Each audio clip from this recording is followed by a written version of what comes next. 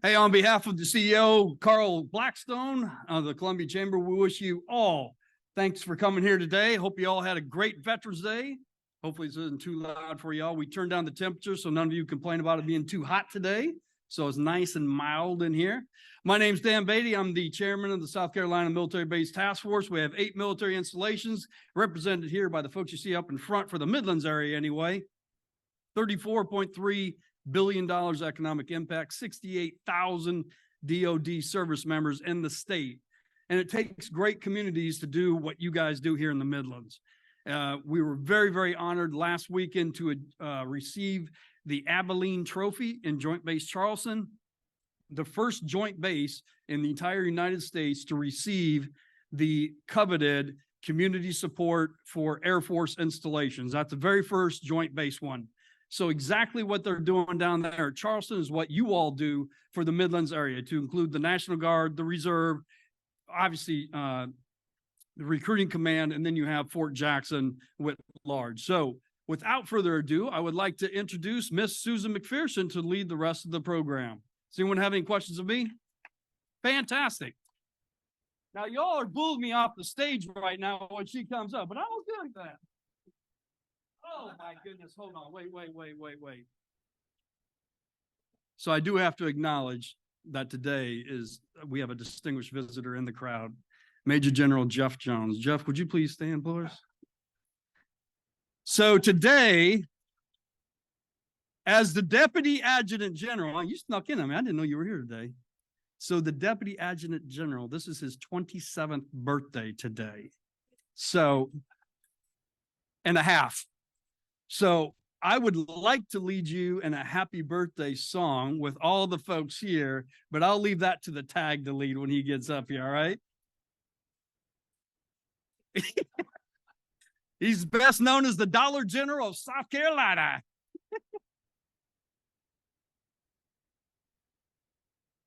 And not only is he known as the Dollar General, when he goes to the Dollar General, the favorite thing he likes to buy is Oreo cookies, because in his own words, he is the double stuffed Oreo cookie for the USO. So thank you, sir, for being here and letting me pick on you just a little bit for your birthday.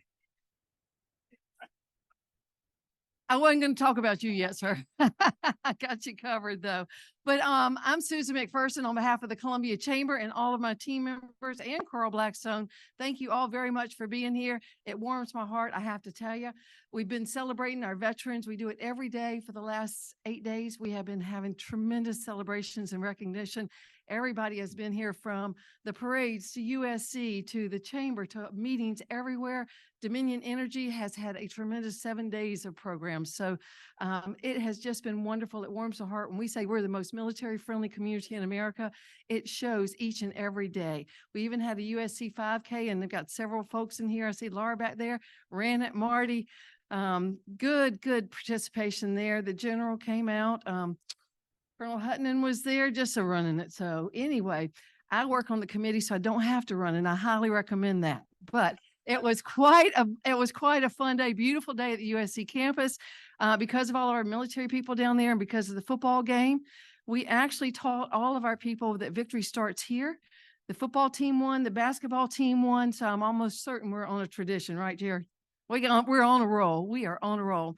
And now it is my great pleasure to bring up Laura Lockmore. She is with Lexington Medical Center, and not only is she a great champion for all good things for the community, the hospital, their patients, and military, they were recognized as the Columbia Chamber Partner of the Month. So come on up, Miss Laura. All right, guys, I'll be brief because you guys did not come to hear from Lexington Medical Center today, that we are a great partner. We're excited to be here. We are grateful for what every one of you does each and every day, for the freedoms that you afford us. And we are just honored to get to be able to be in the same room with you. So thank you for what you do. Thank you for allowing Lexington Medical Center to continue to be a part of all of the good things from the chamber and from our military. So thank you.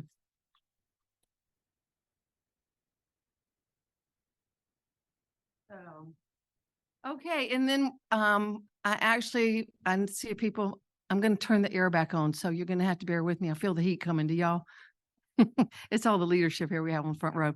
But anyway, we'll turn the air back on to cool it back off just a little bit. And at this time, we always like to provide information, background from our Washington consultant, Suzanne Miller. And she's with Cassidy and Associates, and she likes to set the stage for what's happening in Washington. And as y'all all know, that's very hard to do. So she does the best she can do moment by moment. And what we get today might not be as what it was last night or what you heard on the news this morning, but it's the best that we can do to our ability. And then we have our congressional delegates that will come up and tell us a little bit about what their congressmen are doing. Okay. So with that, we're going to go with Suzanne from Washington. Thank you. Good morning, everybody. Well, it's morning in Washington, Monday morning, in fact. So all the information I'm about to give you may be completely wrong by tomorrow afternoon when you see this. As you can imagine, there is a lot going on right now, some of it which I'm sure is bringing concern to you and to your military leaders and to your businesses in the community. So I will send along a PowerPoint later, but I wanted to give a really quick level set of where we are on the shutdown, some highlights of an economic impact report that came out, and then answer any questions folks might have about military holds. So I'm sure what's keeping everybody awake at night is there going to be a government shutdown? As you probably recall, late in the day on September 30th, which is the last day of the fiscal year, Congress and President Biden approved a 45-day continuing resolution to keep the government funded through November 17th. And if I'm looking at my calendar, which I am, that's this Friday. Yet we do not have another continuing resolution or any of the omnibus or individual appropriations bills passed. So people are getting concerned once again about another shutdown. And I don't think those concerns are unjustified, but I wouldn't be here if I were not an eternal optimist to say there's not going to be a shutdown, but we might see some leveling going on where we have a series of continuing resolutions. I'm going to add in the delta of there's new leadership in the House. And so the House and Senate are trying to find their way between the leadership of the two on how to get this done. On November 1st, so about a week and a half ago, the Senate passed 3 bipartisan funding bills as what we're calling a minibus. Including in that minibus was MilCon VA, Ag, and Transportation. Why is it important in this community? Because we have some really, really high priorities that are in the Mil VA bill, particularly in the Senate. What this does is it gives the Senate a vehicle to try to get some appropriations done, or at least start the laddered continuing resolution approach. On November 9th, so a few days ago, Senator Schumer, who's the leader in the Senate, took the first procedural step to advance a stopgap bill to fund the government beyond November 17th. If an extension is granted, Senate appropriation negotiators have talked about passing what they're calling a megabus package, which are the rest of the 9 appropriations bills. The House is lukewarm on this, as you can remember, and as you can imagine, it is very hard right now to hold any House and any votes in the House. We saw that with the speakership race. The margins are just so slim that there's going to need to be some kind of bipartisan resolution in the House if we don't want to see a government shutdown. Some of the hardliners are very much against tiering in the continuing resolutions. And then you're bringing in the issues of Ukraine funding, Middle East funding, border funding, all political issues that are tending to mire down this process. If I had a magic 8-ball, I don't. I would predict for you the government's not going to shut down, but I'm not sure what the end game will be. I'd be curious to hear if any of our congressional folks here have an idea of what that looks like. But it's certainly going to be an interesting, to say the least, few days in the House and Senate. If I were a betting woman, I think Schumer and McConnell are not going to bend to the House. But that's what I'm betting today, Monday morning. If this could have all changed by the time you see this video tomorrow afternoon. A couple other highlights I want to pass along, and just so you guys know, I will be passing these in a slide to Susan, who will send it out to everybody. So these numbers, you don't have to memorize them, you don't have to write them down. One other thing of note is last week, the Office of Local Defense and Community Cooperation released their annual military spending by state report, which reported South Carolina has $6.3 billion in DoD spending in the state, notably $3.0 billion in personnel spending, $3.2 billion in contract spending. And to highlight that, the Richland has in the top 10%, or excuse me, in the top 10 in the United States, the highest number of active duty personnel concentrated in one county. So as we talk about over and over and over again, the military value and impact of the economic impact of the defense in our communities cannot be underestimated. Between Lexington, which has $74.8 million in defense contracting spending every year, Richland, which has $292.8 million in just defense contract spending, in Sumter, which has $368.3 million just in defense contract spending, and that's only here in the Midlands. As you can imagine, Charleston, with the joint base and all the military presence down there is also huge. And let's not forget about the upstate, Spartanburg and Greenville. And then over in Marion actually have a pretty large defense contract spending footprint in the state. So I will send these on so you can see the fun, pretty maps. Look at how personnel spending is coming out, how contract spending is coming out. It underscores how important this industry and these partners are to our state's economy. We talk about it again and again and again, and I don't think we can emphasize that enough. The final piece I want to talk about is I know people are getting concerned about defense nominations being held up. For those tracking, Senator Tuberville of Alabama has held up all military promotions with concern about how Department of Defense is paying for interstate travel for those who need to seek abortions who are in the military.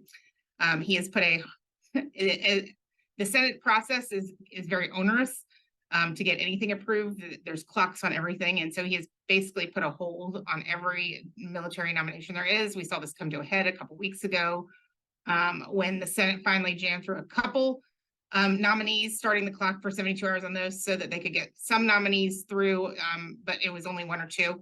I think people are surprised how long Tuberville's gone on this, but he has in the last week shown a crack in his dedication to holding up every military nominee, just with what's going on in the world right now.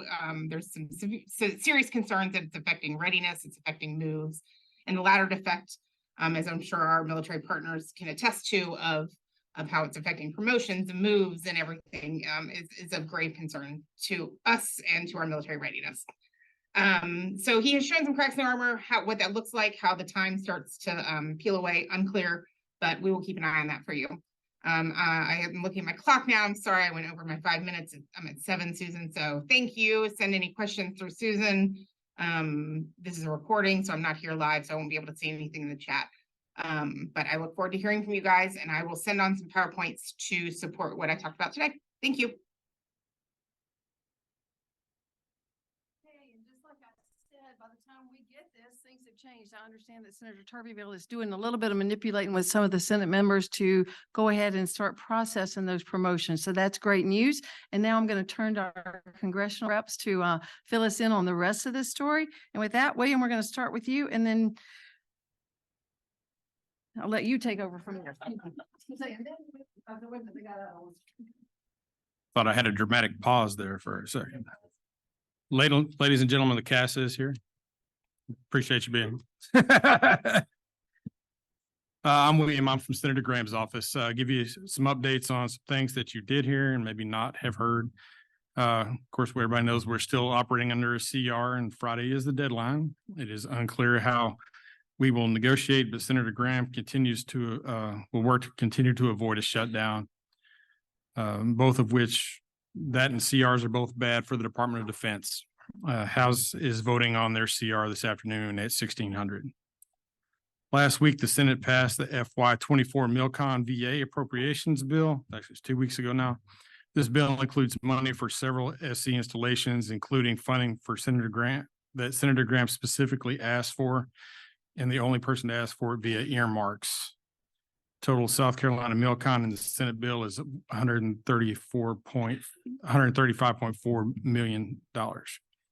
The House bill does not include these earmarks. They are Fort Jackson's Reception Barracks Complex Phase 2, cost to complete $101 million, which is an earmark. Aiken County Army National Guard Readiness Center, $20 million, which is part of the president's budget. Joint Base Charleston Army National Guard Readiness Center, cost to complete is $6.5 million, which is an earmark. and McCurdy Training Center automated multi-purpose machine gun range, 7.9 million, which is part of the president's budget. They will begin a conference on the MilCon bill at some point, hopefully here in the near future. No clarity on the FY24 defense bill may come up to when it may come up to the Senate floor.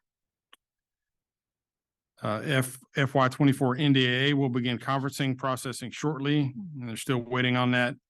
And we continue to engage the Air Force on the F-16 simulator concerns. We're waiting on the Air Combat Command folks to give them an update or a date of when they can discuss this matter, and I think they were working on that today. They have let the SAC-D and the MilCon VA subcommittee know of this issue, and we're going to reach out to the Air National Guard to see what they can find out as well. They've talked to the offices of Indiana and South Dakota as well, and they have started their own outreach conversations with Senate Appropriations is ongoing. It doesn't make a lot of sense to have a building for simulators with no simulators in it. So we'll continue to work on those things, and that's all I have at this time, pending any questions, and I'll be around afterwards for a while. Thank you.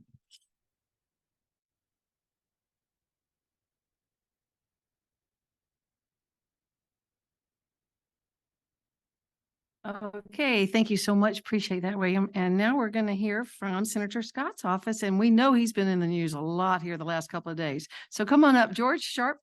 Thank you. Good morning. Thank you so much for giving me a few minutes of your time. The senator wanted me to provide his regards. He wishes he could be here, but he thanks you for all of your service, from the military to the families. A few of the things that we'd like to talk about, William has done a great job providing that information. We have some legislation that we were working on and trying to push through now, one of which is the Major Richard Starr Act. We were working with Senator Graham's team as well.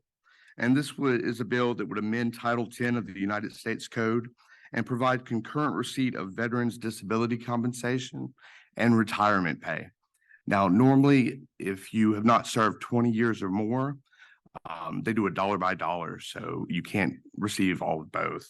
This would prevent that in the case of those soldiers, sailors, airmen that are injured in the line of duty, and provide them the opportunity to receive both of these benefits.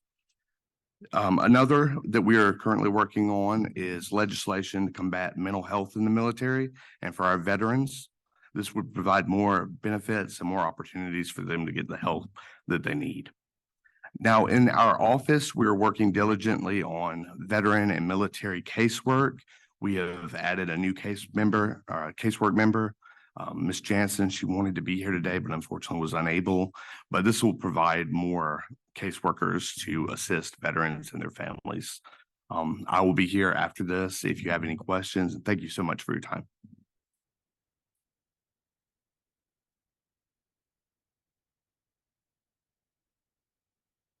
Okay, and next we're going to hear from Miss Hillary Johnson in Congressman Clyburn's office. So she is a neighbor in our building too. So come on up. Congressman Clyburn's also been very busy and in the news here recently. So thank you. Okay, thank you, Susan and the Columbia Chamber for having us. Couple of things that we're working on currently. Working with the McEntire Air Force Base to coordinate a health fair for some time in 2024, mainly for the community, but it will showcase their practitioners and some of their resources. This past week for Veterans Day, there was a veteran press call and we discussed the PACT Act and its impact on the state. The stats that were given from that, currently 18,000 claims have been submitted. And of those 18,000, roughly 13,000 have resulted in grants, which is about 75 to 70% of the claims. And it's been, I think, approximately $64 million for veterans in the state. As well, DC is working on an HBCU and Department of Defense symposium to better connect our HBCUs to research opportunities with the Department of Defense. So that's all I have to report. Thank you.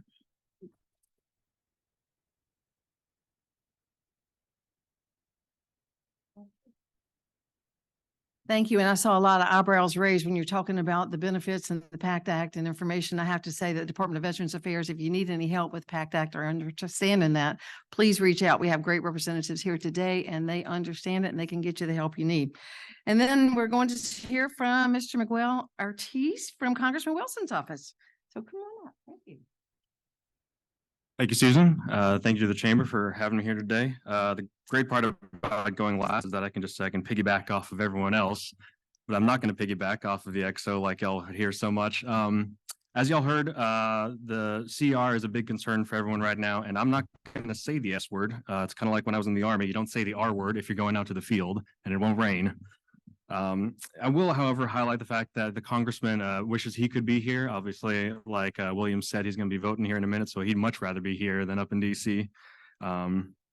A big highlight for him with the NDA and codifying it right now with the Senate's version is the 5.2% increase to service member basic pay to combat inflation. Along with that, the increase in support to families with special needs, EFMP service members and their families.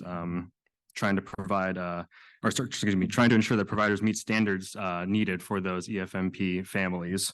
And then with regards to the school and schools in the area, we're looking at supporting funding for defense research projects, bring some of that money, utilizing a lot of the talent that we have here in the state and the great learning institutions that we have in order to better the local area, better our forests, and better the nation as a whole.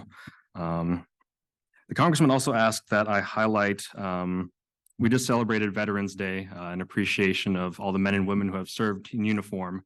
Earlier this year, of course, we celebrated Memorial Day to commemorate those men and women who made the ultimate sacrifice. If you weren't aware, we had a tragic mishap in the Eastern Med this past weekend. 5 members of the 160th SOAR Special Operations Aviation Regiment went down in a training mishap. And it's a timely reminder, their deaths, that even though we're not at war necessarily in Afghanistan or Iraq, the profession of arms is still a dangerous profession. And so when men and women put their lives on the line, it's something that we can always be grateful for. So if you'll join me in a moment of silence, I'd like to read their names, and we'll go with Chief Warrant Officer 3, Stephen Dwyer, Chief Warrant Officer 2, Shane Barnes, Staff Sergeant Tanner Groan, Sergeant Andrew Southard, and Sergeant Cade Wolf. May they rest in peace. Blue skies, boys. Thank you very much for your time.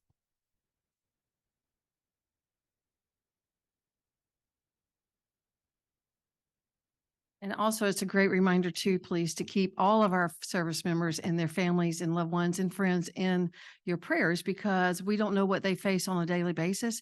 But I can tell you, it's always a challenge, and it's also a challenge for those who are waiting at home for their loved ones to come back. So please keep them in your prayers, and keep all of those active duty members that are right here in your prayers as well, because everywhere they are, they have challenges. As you listen to the presentations from the congressman and also from Cassidy, one of the things I always like to point out is when they're talking about promotions, that impacts General Kelly and all of our folks in the military and what happens here. When they talk about the budget and the spending and what's going on at McIntyre and Fort Jackson and with the Guard and the buildings that they're trying to raise, that all is a huge impact for our local business people. So, I mean, we love our military for what they do for us, for protecting our country and training our soldiers and protecting our freedoms. But when they are right here in our hometown, and we are blessed, as we say all the time, to have so many people here, that $6.6 billion equates to jobs, which equates to economic impact, which equates to success for us, which then sends the strong message to Washington that we are viable, we are great, and that we are a premier training center and operational excellence for our military. So it just reinforces what they're doing up there, such that we can continue and carry on and continue to be blessed with their support. And with that, we're going to turn into our Fort Jackson Commanding General, General Kelly, and he's going to tell you all the great things that are going on out at Fort Jackson.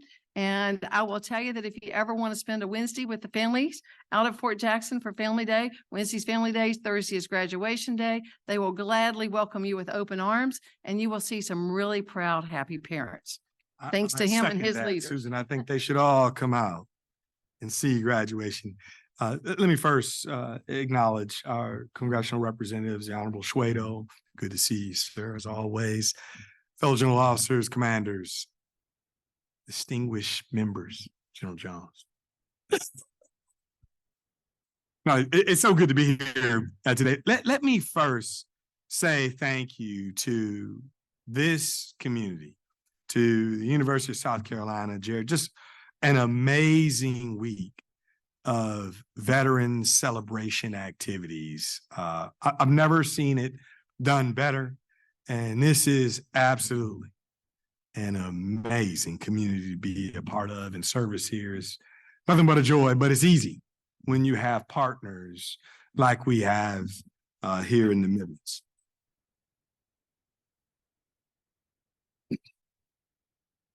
So I recommend you get your calendars out, notepads. I am your resident hype man for what's happening at Fort Jackson. And I'm going to tell you right now that there's a lot of good underway at Fort Jackson. I'm going to use the remainder of my time to discuss what's upcoming at a flagship Army training center. And it's near you. 16 to 17 November. We're going to have a resiliency stand to, and the name is deliberate. On the heels of Veterans Day, which we celebrate on the 11th of November annually, and it is significant because it is the date of the armistice that concluded the fighting on the Western Front.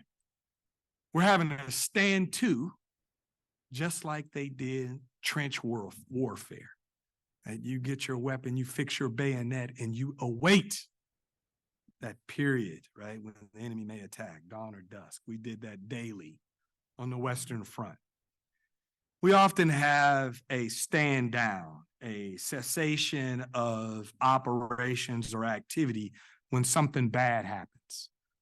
Nothing bad has happened at Fort Jackson. We're having a stand to because we're going to talk about all that we have for service members, families, our community to be resilient.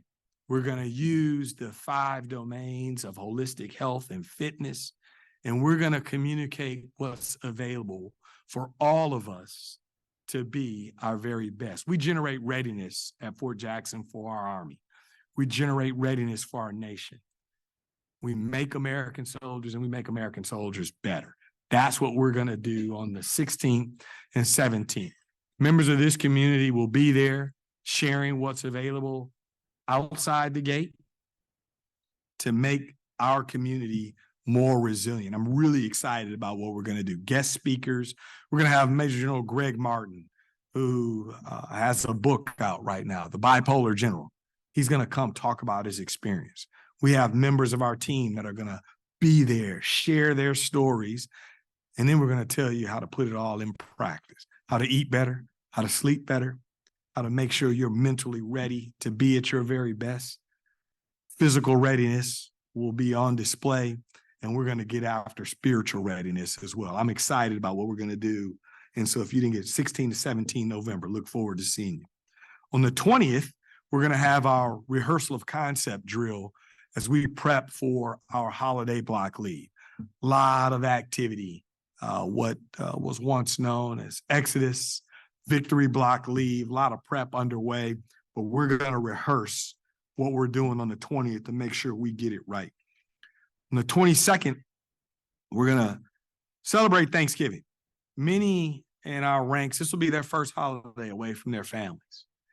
They're joining the Army team. They've got a new family. It's big, and we're going to celebrate the traditions that they have. So that will be the primary day for our training population. For those of you that may want to come and dine at Fort Jackson, we're going to have one of our Warrior restaurants open on the 23rd that you'll be able to come on and eat on November 23rd as well. On the 28th, we'll be out supporting Gamecock basketball, Military Appreciation Day.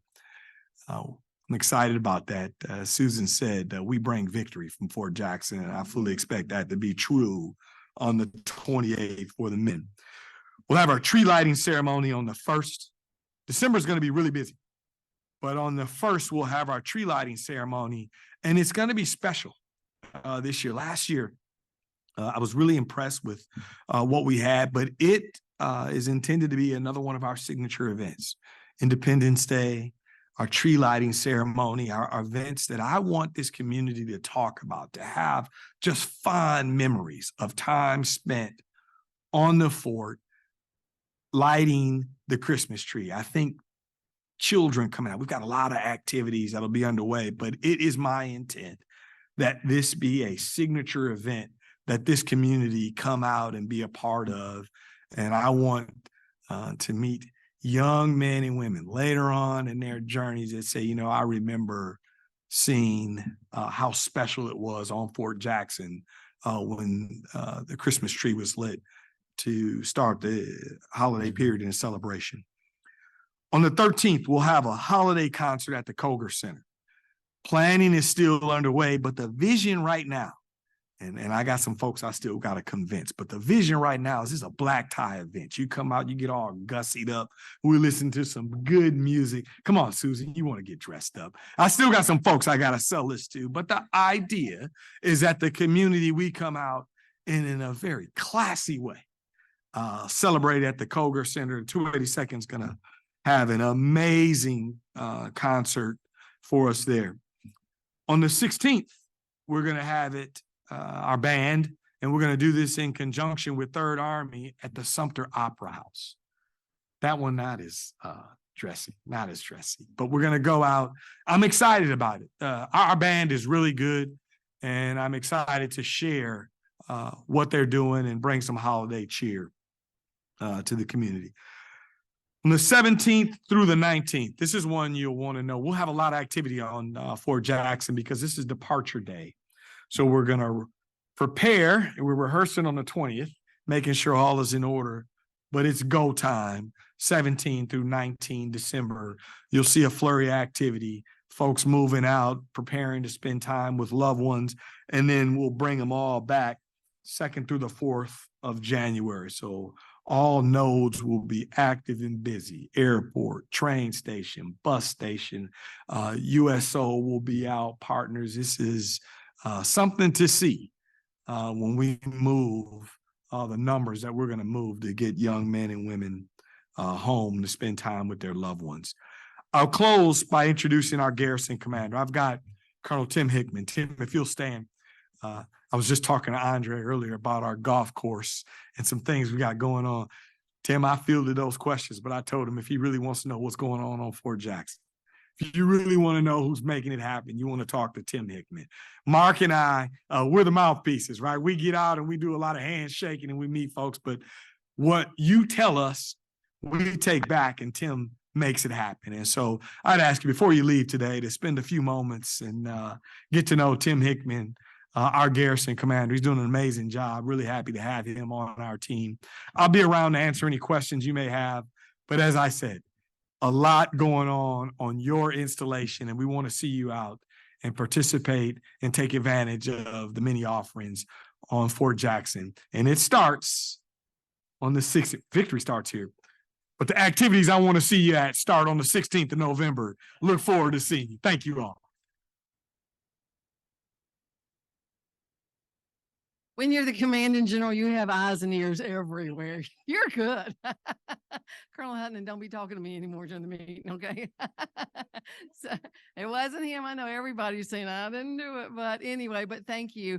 And it is very active out there. And he's just talking about, that's the highlights of the extra programs. That's not training all the soldiers that they're training every day and the drill sergeants and everything that's going on out there. So I went to graduation a couple of weeks ago and we had over 1,100 new soldiers graduating. And if you want to think that Carolina football brings in a crowd, you should see 1,100 new soldiers graduating, and their families come from all over, and they come to our community, and we are the window to the Army for a lot of those folks. So for everybody here, when you see our young cadets that have graduated out in the community with their parents, please take a minute to say thank you for your service. Thank you for coming here. And then also add my tagline that says, Thank you for coming to Fort Jackson, serve your country, and then come back here, retire here, and serve your community.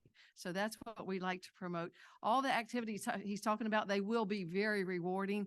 As far as the Koger Center, and I was cutting up with him with the formal dress, because the civilians, you know, when we go downtown to work, we don't go back home and change clothes and come all the way back down. So that's fair enough. I know. I just want to have the biggest group we can have there, but I will also agree with him. The 282nd Army Band is absolutely incredible. Close second to yours, sir, but they are great. So we love it. I'm just picking them. So anyway, it is a great opportunity for all of y'all to come out and take part. Thank you, Colonel Hutton, and thank you, Colonel Hickman, for being here today. And then I am going to call on General McCarty to come up and talk about our awesome guard. Thank you, Ms. Susan. And it is an honor to have the opportunity to speak for our soldiers and airmen and all the employees of the Military Department of South Carolina. Mr. Suedo, always good to see you, members of our delegation staff, general officers, and all of our distinguished guests that are here today. I really want to thank the Chamber for hosting this event and allowing us to share a little bit about our organizations, to highlight some of the successes that we're having, and maybe to touch to some degree on some of the challenges that we're having. We're certainly watching the CR closely, but what I tell our commanders and what I would have General Jones and Vito to tell our soldiers and our airmen, we need to stay focused on the things that we can control. We need to stay focused on readiness from the standpoint of our people and our training and our mission, and the things that are going to happen in DC, the things that are going to happen at the State House, they're going to happen. We need to stay focused on what is in our immediate sight picture. So that's our marching orders, but certainly we'll continue to watch and be prepared to execute whatever comes on the 17th. I always like to give a quick brief relative to our current op tempo. We are not as busy as we were just a couple months ago, but we still have over 800 soldiers and our airmen who are deployed. Most of those are deployed overseas. A good number, though, are here in the homeland. Not so much the numbers, because soldiers and airmen do their jobs, but really highlighting the number of the yellow ribbons going out the door and the yellow ribbons coming back in when we have those people coming back. To see the dynamics of our soldiers and airmen with their families, and just understanding and appreciating the sacrifice that our families make to support those who wear the cloth being able to do their jobs. And I don't think any of us would have ever thought after 9/11, that close to 20 plus years now, we would still be actively engaged. And certainly the uncertainty of the world today leads us to only focus more on readiness. But it is hard at times to see those families hugging each other and see a mother who is expecting, knowing that in some cases they won't have an opportunity to see each other for almost a year. Sometimes it does work out, we can get them back, but just to highlight the sacrifice that's made from just a people perspective in doing what we do. So I always want to take the opportunity to say great job to our support network, our service family care program, and all of our other entities that help us to ensure that our servicemen and women get out the door, get their job done, and get back in the best condition they can.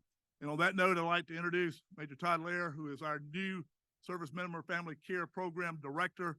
To Todd and his staff that are here today, and to all those that provide those wraparound services to not only our National Guard servicemen and women, but to all the soldiers, sailors, airmen, Marines that may call South Carolina home, and veterans, helping with holistic help, helping with job placement, helping with access to the VA, just being that conduit, and then being sometimes just those people that will lend an open ear and a shoulder for allowing someone to share the issues and the concerns that they're having.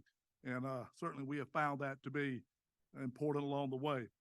I pause to say I missed one thing important. Dan, you did jump out ahead of me on the announcement of General Jones' birthday, but you did not have the opportunity to meet Short Round as I did just before we left to come over here. Short Round is a small little fish that was left in General Jones' office in a nice little small aquarium. So now he is part of our family. And so, Jeff, the Short Round is like your ducks. He will be here for quite a while yet to come. We have talked before about the challenges that we have, and I would rather say, instead of challenges, the opportunities to excel in recruiting our force. I am glad to say that we have seen some positive uptick in our recruiting efforts. This past month, we had a very successful month. I believe it's 115 that we brought in on the Army side of the house. We are currently one of about 12 states that are considered to be a green state. We're meeting all of NGB's metrics for readiness on personnel strength. Our Air Guard is right now a green Air Guard, but folks, that challenge, that opportunity is still there for us to continue to grow. How many people in here have worn the cloth or currently wearing the cloth that is either a son or a daughter of a previously serving a service member, or have children who are currently serving or have served as veterans? Wow. Okay. That just reinforces my message. We have quite a number of both our soldiers and airmen who now have children who serve. And the point that I want to always highlight to them is, when we're out talking, we need to tell the story. And we need to tell the story of the opportunities that serving in any branch of our service, Army, Navy, Air Force, Marines, Coast Guard, Space Guard, is a great opportunity for young men and young women. Now, a little bit on the side of the National Guard, it does give you a unique opportunity to have a civilian career and also serve in the military. But bottom line, of those hands that were raised, would you ever endorse a product? Would you encourage a product if you didn't believe in that product? And I think that's part of our message. So when I ask our soldiers and our airmen to get out and tell the story, if they have a child that's currently in, you tell that. Because to that mother or that father, and that mother is a big influence on whether their son or daughter joins, that my son or my daughter is a part of this force, I think that is a really important message. So as you're out telling your story and advocating for us, and us is the collective here, say that you wouldn't do it if you didn't believe in it. So thank you there. We will be hosting this week. I won't go into details just due to the sensitivity of it, but General Hokanson, who is the Chief National Guard Bureau to McIntyre, he's coming in to look at some of the initiatives that we have. I know everyone is tracking that we received 24 of the new Echo model Apaches, the latest, greatest, but the latest, greatest of equipment without the proper training focused for the proper fight doesn't get you to where you need to be. So our aviators have been working on some very timely and creative solutions to some of the training challenges they've had in the past. We're now able to up-arm at McIntyre, courtesy of the Air Guard helping us out with a portable storage magazine. We're able to launch from McIntyre, and within just a matter of a few minutes, able to get down to 500 feet or below, fly nap of the earth, and get to the range at Poinsett, do constructive training, and then come back. Why is this important? For an M-Day soldier who works 9 to 5 or whatever schedule they have, being able to get to McIntyre, whether it's to fly an Apache or a Black Hawk or an F-16, having the training facilities available to you allows you to maximize your time and to create a better airman, green or blue. So we're very excited about him coming in. General Hokanson is a former Apache pilot himself, so we're looking forward to him having that opportunity. We'll get an Air Guard update to him also, and then we will brief him on some initiatives that we currently have over with the Savannah River National Laboratory in conjunction with our ongoing cyber efforts at USC Aiken, and collectively all that we're doing there in the cyber and electromagnetic warfare range complex. Always like to mention our Gold Star mothers. We had a Gold Star mother event on September the 30th, where we had a good number of our Gold Star mothers in. Folks, the stories that they can tell or do tell about their loved ones are compelling.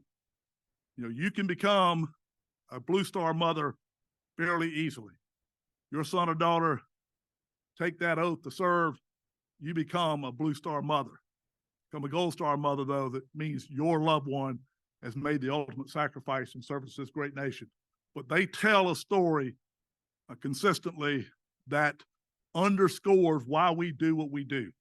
And it's important. I believe Fort Jackson is this year hosting the Holiday Wishes, and we look forward to seeing our Gold Star mothers there again. Kind of at the bedrock of being a reservist, whether you're in the Guard or the Reserves, is that, as I say, a three-legged stool. It is the service member themselves, it is the family, and it is the employer. If they're not all in place, the stool doesn't stand up. And so, Ms. Jennifer, thank you for all the work that our ESGR does. I understand we had a great signing ceremony over at the Savannah River National Laboratory just a week ago or so, I believe. And we always like to thank all of our employers collectively for supporting your soldier, your airman, or any of your reservists that may work for you. We can't do what we do without your support. So thank you. Switching gears just quickly to our state operations. We're making some fundamental changes I think will be beneficial in our state Guard program. If you know of someone who would like to serve and give back to their community, give back to the state of South Carolina, but either is not able to join the military or does not really have the means of joining just due to other obligations, our state Guard at times of disasters or our backup call. We have a wonderful state Guard here commanded by Sheriff Leon Lott. Everyone I think knows the good sheriff. And we are always looking for good men and women of all ages, all backgrounds, and all experiences to join our state Guard. And they do some great things for us. Our EMD this year, fortunately, we had no major storms to this point to have to deal with, but they are prepared each and every day to be ready for South Carolina if we have that bad day here. In our Youth Challenge, Job Challenge program, again, if you have young people that are in the 16 to 18-year-old range that need a focused program such as Youth Challenge, a 22-week resident course that built around a military-style environment. If you have that need of either friends or those that you know, let us know. The class will be graduating here on December the 7th. In our military museum, just kind of across the way here, if you never have had the opportunity to visit our military museum, it tells the history of the South Carolina National Guard from actually before this nation was a nation to current operations of the day, and would love to have you by. I don't want to say it's free. Nothing's free. It's just prepaid by the taxpayer. So it will cost you nothing to come and enjoy our military museum. And if you, again, would also share that with others, we'd love to have them there to see what we offer in terms of telling a story. And lastly, I would say our state budget, we're working that now, finalizing our priorities to the General Assembly. Actually, I think they've met today, I believe, with the Executive Budget Office, from the Governor's Office, to fine-tune our budget in line with his priorities. And we'll have our budget presentation sometimes after the first of the year. Always it's on ensuring readiness, making sure that our facilities are ready to help support our particular needs of our Guard. I don't know if Ms. Susan is now going to be vetoed. Okay. I will, when it comes time for all things McIntyre, turn it over to Vito for his comments, and just say thank you for all what your airmen are doing, and we got some of those deployed today. One last announcement. We do have a new state Command Sergeant Major Norris McCall is not able to be here today. Command Sergeant Major Kaiser has retired. We're getting ready to change the responsibility. ceremony, but he is a hard charger. He comes from the recruiting world. So we're going to ride him through this to help us continue to meet our recruiting strength. Subject to any questions, that's all I have. Thank you for the opportunity to be here today. Cool.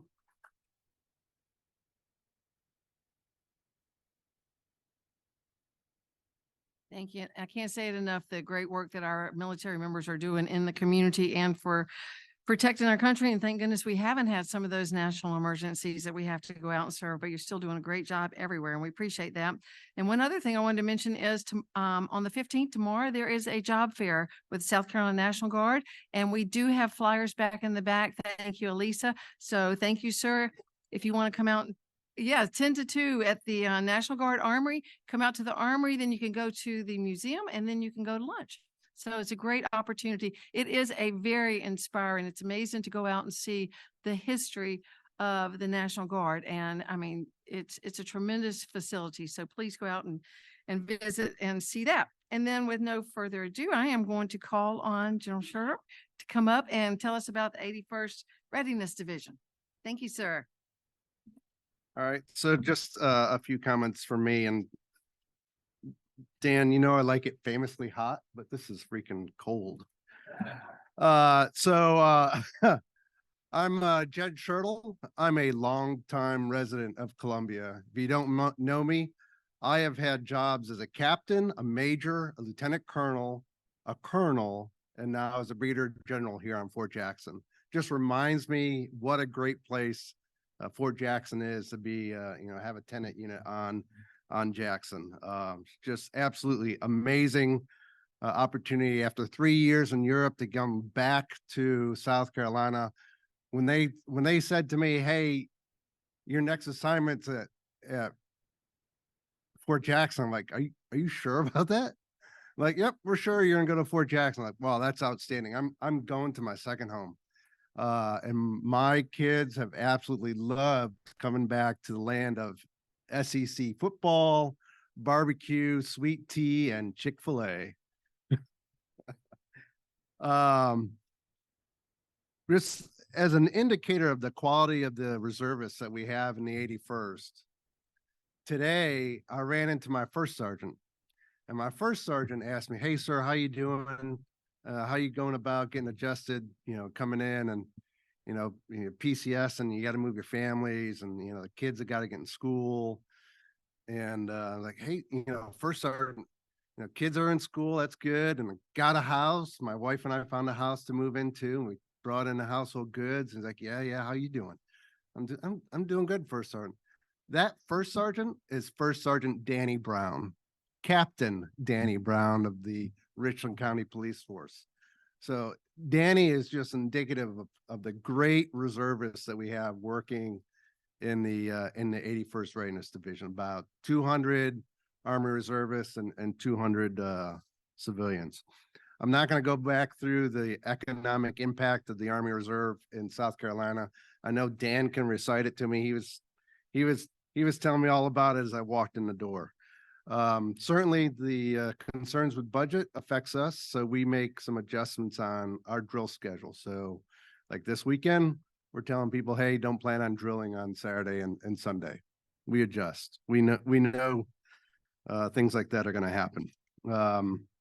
We're continuing on with mobilizations and demobilizations. We continue to have reservists from South Carolina forward in Europe, just like the National Guard. So they're forward doing the deterrence and defense operations on that eastern flank of NATO, supporting the U.S. forces that are there, and also supporting the Ukraine Security Assistance Group. More recently, in the last month or so, we've been concerned about the effects of the attacks in the Middle East. We do have soldiers identified to support 18th Airborne Corps if they were needed. So those are the things that have been occupying our time in the near term. Also, once again, the U.S. Army Reserve is relooking at command and control and mission command, and can we do things better? So USARC, FORSCOM, they've taken a lot of input from General Harder on how we can do things better. So you never know, Dan, we might see some changes in the next 18 to 24 months because the Army continues to change. Going forward, we're still working on recruiting and retention initiatives. So we've briefed the Minuteman scholarships in here before. We still have plenty of Minuteman scholarships available. Just a reminder, that's full tuition for these young students that are looking forward to being a commissioned officer. And I know, I'm sure General Kelly also has some Minuteman scholarships available, and General McCarty. So plenty available out there. Future events, we have General Harder speaking at the University of South Carolina commissioning ceremony on 19 December. And we're also looking at doing a mass re-enlistment ceremony in February there at our headquarters. So thank you for your time today. On behalf of General Harder and the Army Reserve, thank you for your support. Wildcats never quit. I do have one more thing. And since we mentioned a couple different bands here, I don't know if you've seen in the news, but we re-enlisted a country music star, Craig Morgan. Craig Morgan is part of one of the 81st Marine Division bands. So we might have to have a band competition. See which one comes out on top. Thank you very much.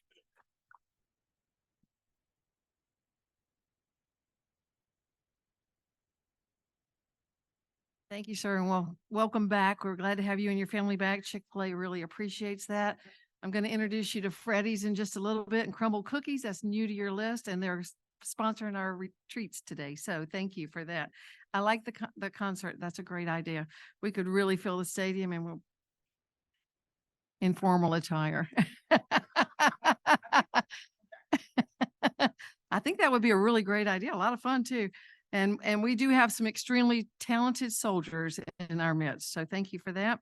Okay. And now we're going to hear from Colonel Ferrario with the 169th Fighter Unit. Thank you. Thanks, Susan, and thanks everyone for being here today. Thanks especially to congressional staffers for all of your support. We are your local fighter wing, right? Like, we are your community.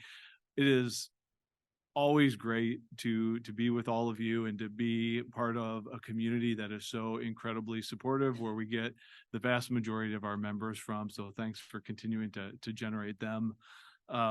And then obviously the support from our congressional staff and our friends here in the state has been spectacular. A special shout out to the military base task force and to Sandy and Dan specifically for the grant, the very generous grant to help us take care of our firefighters who have been without a good place to live for a couple of years, and because of some other trials are going to be without it for a while longer, and that grant means a lot. So thanks for taking care of us. Things at McIntyre are always busy, always a lot going on. You'll probably hear this in the theme of what I talk about. We're a combat unit, and so we are always we're training for combat, and that's what we're about, and that's what we're getting after now. Our focus now specifically is, as our national defense strategy has said, is a shift to PACOM, the Pacific Theater, and China specifically. And so if you were ever to come out to McIntyre, you would see us extremely focused on that. One of the things that we're doing for the next probably year and a half is a really deliberate approach to what is called ACE training, which is Agile Combat Employment. And that means not just going to a base and being able to establish operations there, but anticipating contested operations and having the ability to go to dispersed operations with less than ideal logistical support and less than ideal manpower, and being able to make up for that. So we're really getting after, with our 1,350 airmen, after that training and being able to train people to do different jobs, pilots to refuel airplanes, people to be able to help defend the base, and we're getting after that with a number of exercises. So that's a big focus point. We also recently went out and did some advanced air-to-air training earlier this fall in a place that has great training, great air-to-air training, phenomenal airspace. It also happened to be in Key West, which was a nice little bonus. We also had the privilege of having General Jones come and visit us while we were out there. We can always count on him stopping by when we have a hardship type of situation. So sir, thank you for your support as always. Oh, he was great. He came out on night one and he insisted on not being met, immediately came out to the base and checked in our defenders who are guarding the flight line at night just to say hey and shake their hand. So thanks, sir. Thanks for just being you. So that's what we're getting after. We're getting after that advanced air-to-air training, the ACE concept for PACOM. Along with that, we recently broke ground on a new sim facility at McIntyre, which is going to take a while to get, but is incredibly critical to what we are trying to do, because the things that are required to truly face our adversaries on the other part of the world, we can't just do in a normal training environment. We have to have a simulator environment because we just don't have the size airspace or the ability to get together with all of our friends day to day regularly. So that sim is incredibly critical. As William alluded to, we have a challenge for that right now. And that challenge is we have money for a building, but we don't have any simulators to go inside of it. And so, William, I just want to thank you and your team, Senator Graham, and especially Aaron Strickland. Aaron has been an absolute bulldog on this for us. And I was talking to him yesterday. It's just been absolutely great. And I think we got a good path forward on that. At McIntyre, we train about 9 active associate pilots, active duty pilots, and about 75 maintainers. And so we help train them. And then because we have such a highly experienced core of pilots, we train them and then we send them back out. Critical to that is actual aircraft. And we were able to secure a loan of 2 additional aircraft for another 3 years, which is a really big deal for us because that's almost 10% of our fleet. So instead of having our regular 26 airplanes, we'll be at 28 for the next couple of years. So that in a nutshell is what's going on at McIntyre. Once again, if you were to come out, you'd see us extremely busy getting after that training every day, and really appreciate your support. Really appreciate everything you guys do for the community to raise your sons and daughters, your people in your neighborhood to want to be part of the military. So thanks. And if you have any questions about what we're doing at McIntyre, I'll be around. Thanks, Susan.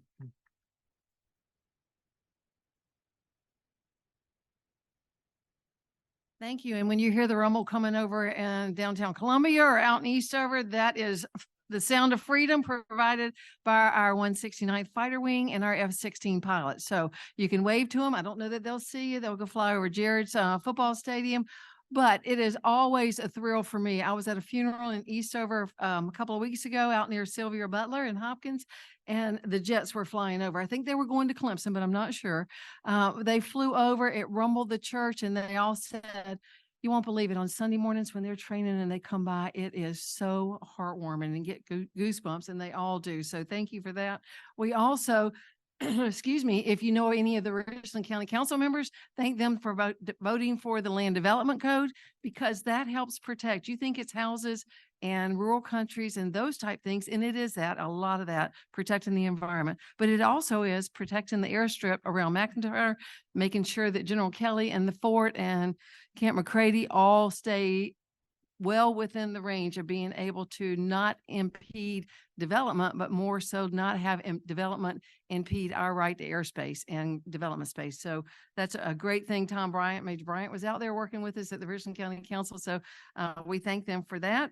And then we've heard a little bit about recruiting today, but I'm going to bring up the expert in our recruiting efforts here for the U.S. Army, Lieutenant Colonel Alan Contending. Did I get it? Thank you. And I mess it up. Awesome. Thank you, members of Congress, Mr. Schwedo, general officers. Let me tell you one thing first. There's nothing quite like feeling inadequate following up general officers as a lieutenant colonel. So just let me continue. First of all, FY23, we did fall short of our FY23 goals in recruiting. For Columbia Recruiting Battalion, we made about 75% of our mission. But there's some good news after that. It's FY24 now.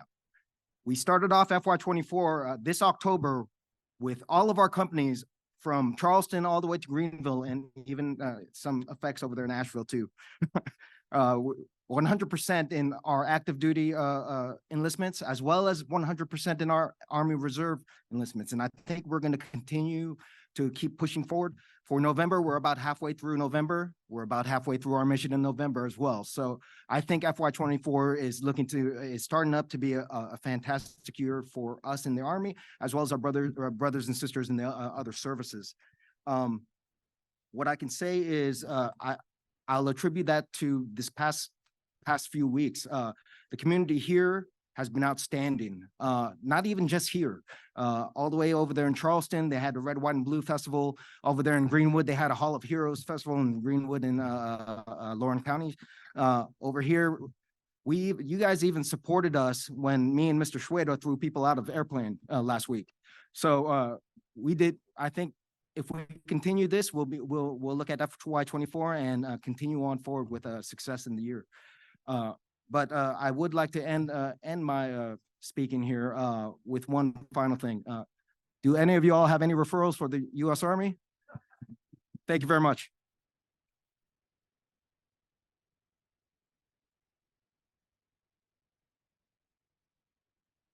Thank you so much. And I'm here to tell you that everybody in this room right now, you didn't raise your hand, but you are now recruiters for the U.S. Army and the South Carolina National Guard and the Army Reserve. So please remember that as you go out, because it is an awesome opportunity. It's a great career when you serve your country. They will train you to do things that you never even thought you could do. So, and it's perfect for the day's youth, because look what they do at home all the time. I mean, they're working hard. We need to get them out.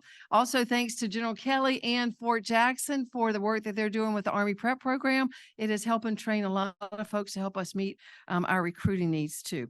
So without further ado, I am going to move over. You've heard Kevin Suedo referred to several times. I'm going to ask the famous Kevin Suedo to come up. He's the civilian aide to the Secretary of the Army. He works with USO. He's with the AUSA, and he doesn't throw people out of the plane, but he takes them on boss lift type adventures, right? Thank you. Actually, as an old paratrooper, I haven't jumped out of the plane with the Golden Knights, because if you're going to strap me to another guy, there damn well better be flowers and chocolates involved. Now I got to pick on whatever you call Vito, because I want to defend my good friend General Jones there. In fact, General Jones only went down there for one reason, and that was to prevent the Air Force from mutinying when they found out there were no five-star hotels available and the golf course was off limits. So, you know, you stick with it there. I got your six, brother. I'm going to very briefly tell you what a CASA does. Most people are unaware of it, but it's related to what I want to talk about. And that is, the Secretary has only given us three missions. One is recruiting. One is the integration of active guard and reserve in the local community. And the other is Soldier for Life. Now, I raise that because one of the coolest things that's going to happen right now is in the April-May timeframe, it is really looking like we will bring every CASA in the Army to be hosted by the good general from Fort Jackson to talk about recruiting specifically. And it is the one place to where you can see everything from the first handshake to the first unit of assignment. So they will see recruiting, they will see the MEPS, they will see the reception battalion, basic training, AIT, and each of the active guard and reserve units, because every one of those CASAs has to be able to carry the water back to their communities, and everything to include the soldier schools there have got to be addressed. And we're glad to see that General Kelly's team has embraced it. And it's the only time, I think, in the last 20 years to where the CASAs have all been back a second time within 5 years, let alone 20 years. So it says a lot for Fort Jackson, and we appreciate all the support. With regards to the throwing people out of airplanes, we did in fact throw 12 out last week. In the last year, we've thrown out more in South Carolina than any other state in the nation. And we just found out that we believe we've got a tandem camp to where we're going to be able to throw out another 48 here in the April-May timeframe. And so, yeah, it ain't always beautiful, because we did have one guy bounce. He survived. I presented him the suit they cut off him about 3 weeks ago, but it's well worth it. We have transitioned right now. All of the renamings have taken place for all of the services. So I was down at Fort Eisenhower, where General Eisenhower's two living granddaughters were there to help the process along. But the namings are complete. The big one is at Fort Liberty on Friday. Now there will be a change of command there, and General Kelly and I have a good friend that will be taking over the 82nd. And so that's a big deal up that way. Just now I'm on transition really out of the CASA mode and into the local area mode. A couple of announcements of things that are coming on the horizon that are important to the community. If you have a motorcycle, if you ride a motorcycle, if you know somebody that rides a motorcycle, the Veterans Christmas Ride will take place on the 10th of December. That's a Sunday. The gates will open at 10 o'clock, and we will ride from Carolina Honda to the VA hospital, and everybody will bring presents. And even if you don't ride, you're welcome to go ahead and bring presents off and drop them off at the VA. But those presents go year round to our veterans, and very often they're forgotten. And so what they're looking for are new items. There's a list on the internet in terms of what they're looking for, not looking for used stuff. Unfortunately, people show up with coats and things like that. That's not what they're looking for at Christmas time. Nobody wants an old coat at Christmas time. There is also Wreaths Across America, and that's where they put wreaths at the cemetery at Fort Jackson every year. They've been doing it for a long time. They haven't got enough money to put them all out there. I'm sure they'll pull it all together between now and then, but that'll be on the 16th of December. And if you've never been out there for that moving ceremony, I'd really encourage it. There are a lot of great Americans that are buried out there, and that's the one time a year to where we get out there and recognize their contributions. From an AUSA, Association United States Army perspective, there was a scheduled golf tournament there for the 17th. Unfortunately, it has been canceled and not postponed, canceled until next year. It looks like next year due to a lot of conflicts. But the most important thing is it looks like we'll get it back into the September timeframe next year. So we're expecting a lot of help. But in the meantime, All South is whatever called holding a golf tournament, and they will be supporting the AUSA for the funds with that. And so you'll hear more about that a little later on. They're going to need your support. The last thing on AUSA is if you are not a member, you should be a member. Why? Because it supports all of our soldiers, active guard and reserve. Now, if you're a cheap bugger like me, I will make it available for you to join for 2 years, and it won't cost you a nickel. It'll cost you a signature, but it won't cost you a nickel. If you'll see me before you leave, well, we'll give you the information to go ahead and to online sign up. But like I say, it doesn't cost you anything, but it does help us. What is it? It is the Army's, not union, it is the Army's lobby organization. They can do things for soldiers and family members, active guard and reserve, that no other organization can do. So if you want to actively help guard, reserve, and active soldiers, then join it. It won't cost you anything, at least for the first 2 years. Thank you.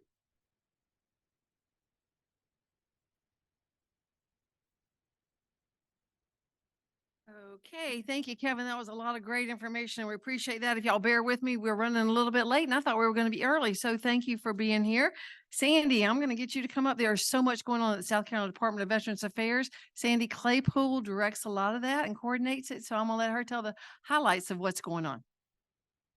I'm going to give you some brief information and ask you to go to our website, scdva.sc.gov, so that you can find out some more. We have several programs that work with veterans. We have the Veteran Employer Recognition Program. We also just had a ceremony today at the State House to recognize the Veteran of the Year. You can find out more about those on our website. The Military Enhancement Fund. Secretary McCaffrey approved over $14 million for grants for the military communities this cycle. The next cycle where you can apply for those will be March the 1st. Yesterday, Horry County became the 12th Purple Star School District in South Carolina. And we were at a meeting earlier today with the South Carolina Public Charter School District. So SCDVA is going to be partnering with them to work on charter schools around military installations to improve the educational opportunities for our military kids. Thank you very much.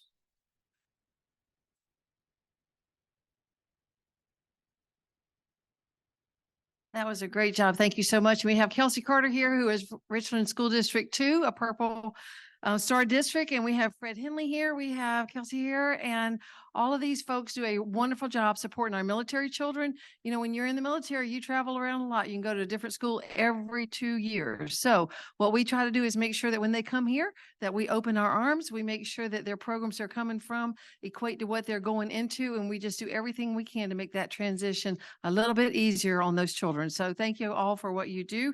And we'll be talking more about that as Month of the Military Child comes up again. And then I would like to call on, next, I'm going to ask Miss Jennifer Harding to say a few words.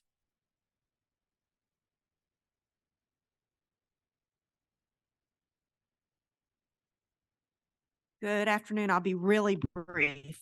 So anyone in uniform, anyone here that works for a company as an employer, please pick up this information in the back of the room. This is about our Freedom Award season. Freedom Award season opened October 1st and ends December 31st. We already have 40 employers from around the state who were nominated by their service members to be recognized for the Freedom Award, which is the highest award given by the Department of Defense to a civilian employer. And I need to win another one of these Freedom Awards for South Carolina. They only give out 15 of these recognitions a year, and we're due for another one. So please make sure that you encourage your soldiers, airmen, Marines to nominate their employer, and that information's in the back of the room. Thanks so much.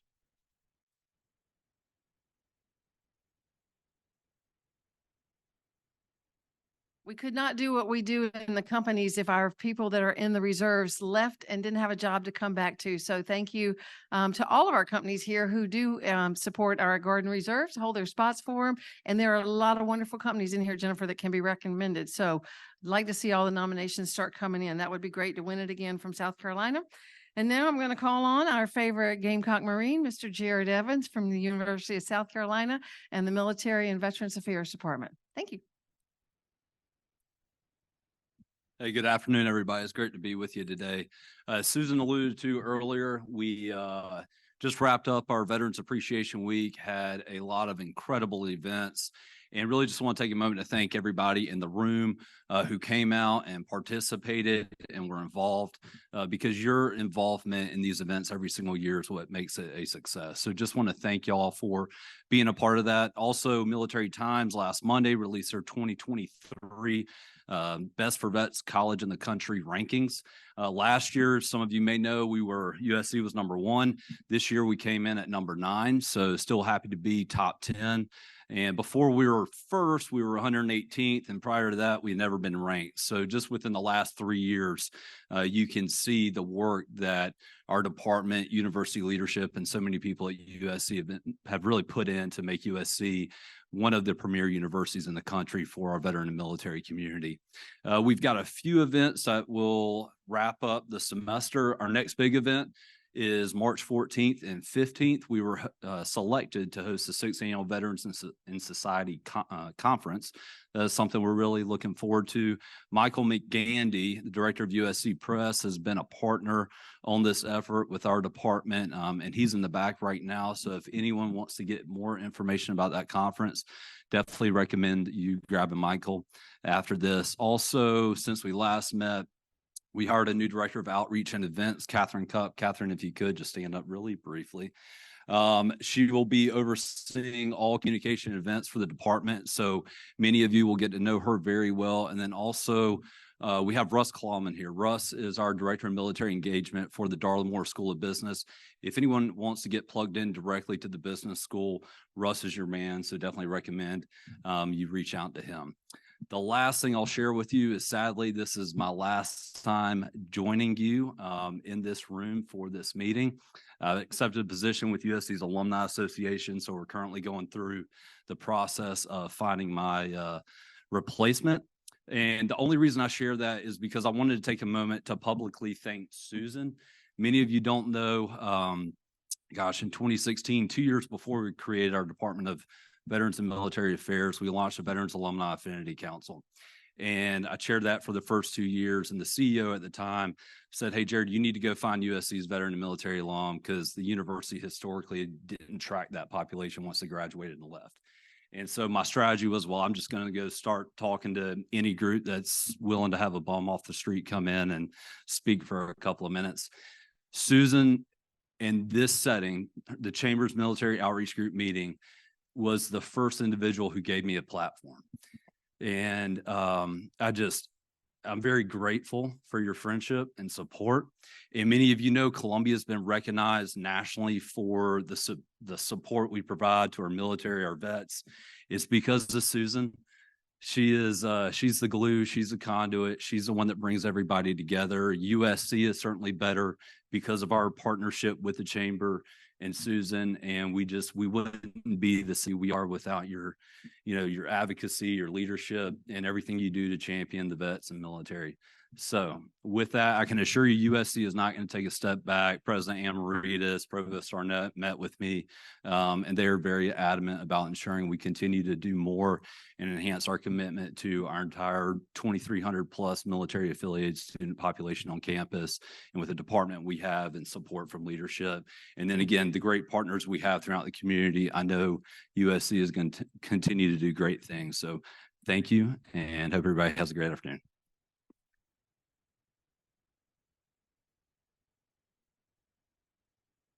Thank you, Jared. I think that's some of the nicest words I've ever heard. Thank you. I appreciate that.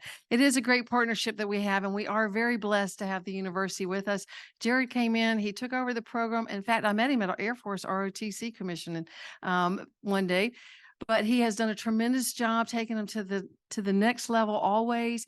He now has Catherine, he's got Sanithia and Villardine, and they're going to continue to do the great work in the community that we all need for our military students at the university. Jared also, and the whole team, I mean, they were all out there on Sunday for the 5K. All of y'all came out and supported us, but they also work on so many other events for the community. So that's a great thought. He's going to move on to the Alumni Association. He'll be calling y'all to say, come down to and support our alumni. But anyway, anytime you need help, call Jared because he's going to continue to stay involved. Once a Marine, you're always loyal. Y'all all know that, right? Thank you so much. I appreciate that. And then I'm going to give Chaplain Sam Boone just a very quick minute. He's a preacher by trade, but he knows right now that no, sir, you can't take up a collection. You got half a second. I hate to rush you. So, and he does so many awesome things. So very dear friend of mine. Thank you. For those of you who know Carol Davis, she would be doing this. However, she's down. Well, they just had a hip replacement. Wreaths Across America, 16 December. We're 700 headstones short. So I have with me a number of things you can fill out and send money in. You buy two, you get a third one free. And so that's going to help us fill the void. We say 700 because there will be more people buried from now till the 16th of December. And I got a dog in the hunt because someday, General Kelly, I'm going to be buried out at the National Cemetery and I want to wreath on my headstone. So I will be in the back. I'll give you as many as you want. You can copy them, but $17 each, or you can buy two and you get a third one free. And Carol said I'd never do this again due to atmospheric conditions. It'd be a cold day in hell before she'd turn it to me again.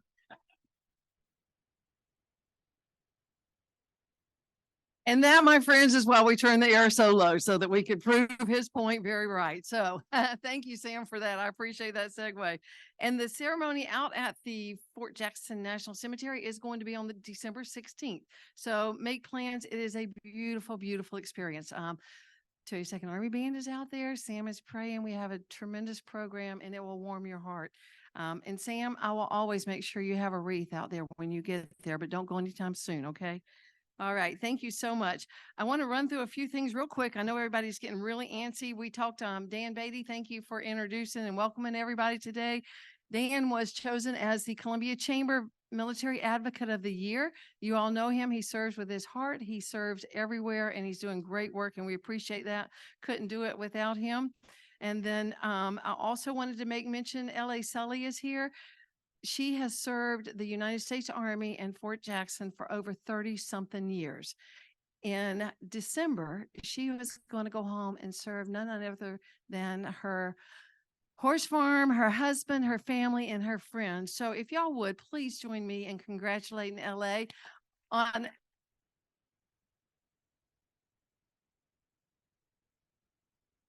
She has been a tremendous, Jared, you gave me compliments and I appreciate that. LA has worked day and night for 33 years to support the Army, to make sure that the community is supportive of the Army, to make sure reporters know what's going on.